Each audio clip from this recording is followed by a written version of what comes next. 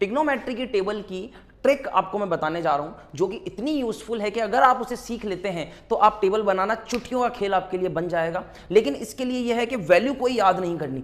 ऐसी ट्रिक बताऊंगा जिसमें एक भी वैल्यू याद नहीं करनी और टेबल आपके सामने रेडी हो जाएगी बिल्कुल 2 मिनट के अंदर।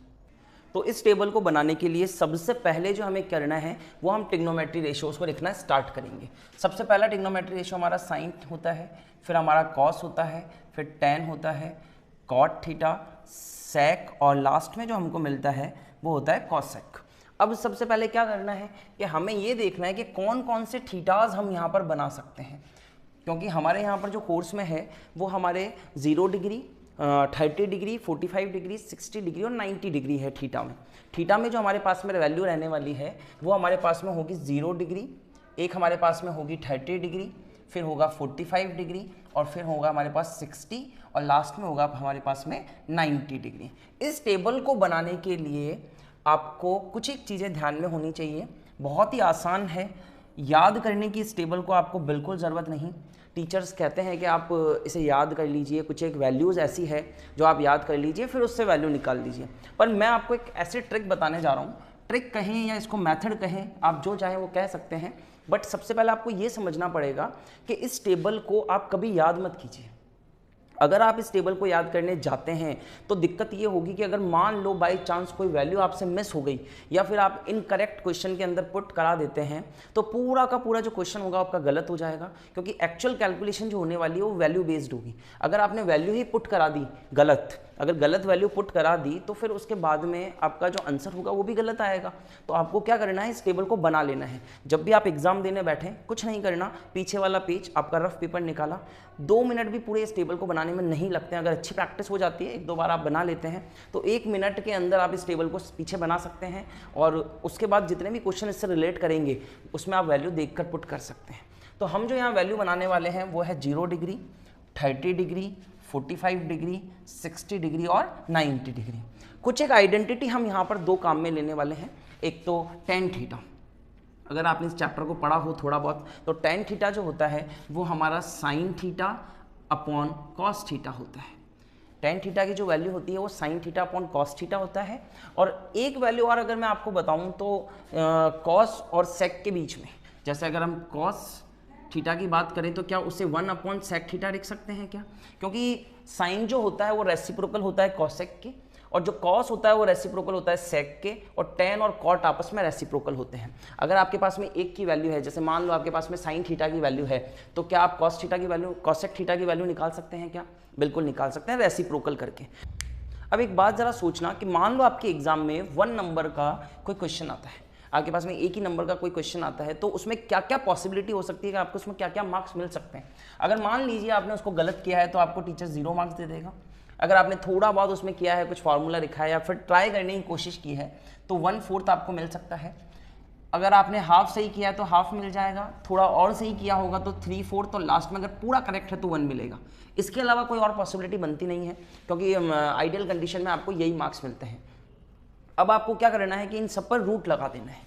सिंपल है, बिल्कुल आपने रूट लगा दिया, ये रूट लगा दिया मैंने इन सब पर और कुछ नहीं करना। आपने जब रूट लगाया है तो अब आपकी सबसे पहले साइन की वैल्यू आएगी। अब इसके अंदर क्या करते हैं कि टीचर्स या फिर जो आपकी बुक्स है या फिर जो भी आप पढ़ते हैं या जहाँ से भी पढ़ते हैं वहाँ पर ये होता है कि आप साइन की वैल्यू याद कर लीजिए, बाकी हम सारी वैल्यूज़ निकाल लेंगे। पर मैं आपको साइन की ही वैल्यू निकालना सिखा देता हूँ।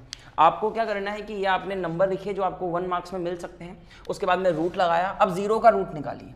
0 का रूट क्या होता है? 0। 1/4 का रूट निकालने जाएंगे तो वो मिलेगा आपको 1/2 और 1/2 का रूट निकालेंगे तो 1/√2 मिलेगा, जैसा कि हमें पता है। 3/4 का रूट क्या होता है? √3/2 और 1 का रूट क्या होता है? 1। अब आपको कुछ नहीं करना, साइन की वैल्यू आ जाने के बाद में आपको कॉस की वैल्यू निकालनी है। कॉस की वैल्यू के लिए आप क्या कर सकते हैं कि साइन की उल्टी वैल्यू को यहाँ पर पुट कीजिए। 1 यहाँ पर है तो यहाँ रखिए, √3/2 यहाँ आ जाएगा, 1/√2 यहाँ आ जाएगा, 1/2 इधर आ जाएगा और 0 जो है हमारा वो यहाँ आ जाएगा। अब आपने ये कॉस की वैल्यू निकाल दी। अब टेन की वैल्यू के लिए आपको मैंने एक आइडेंटिटी बताई कि sine theta upon cos theta किया जा सकता है। Sine theta upon cos theta 0/1। 0/1 क्या 0 बनता है क्या? 1/2 √3/2। आप देखिए 1/2 अपॉन में √3/2 आप करने जाएंगे तो ये 2 से 2 चला जाएगा, 1/√3 आ जाएगा। तो यहाँ पर आप क्या लिखेंगे 1/√3।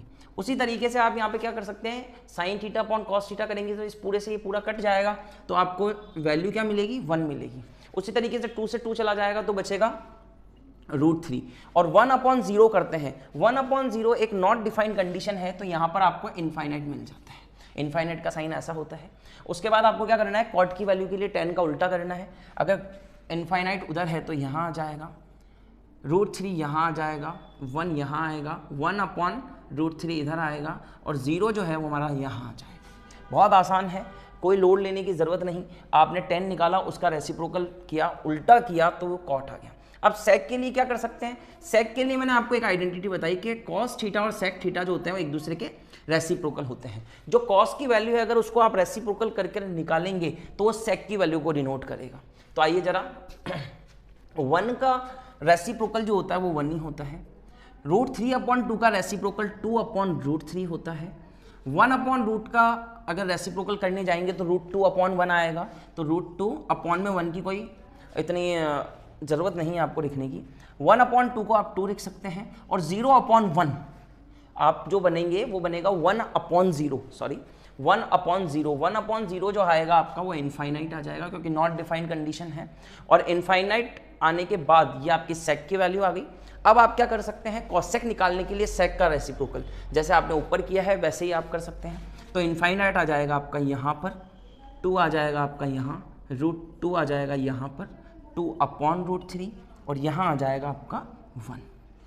बहुत आसान है ये टेबल।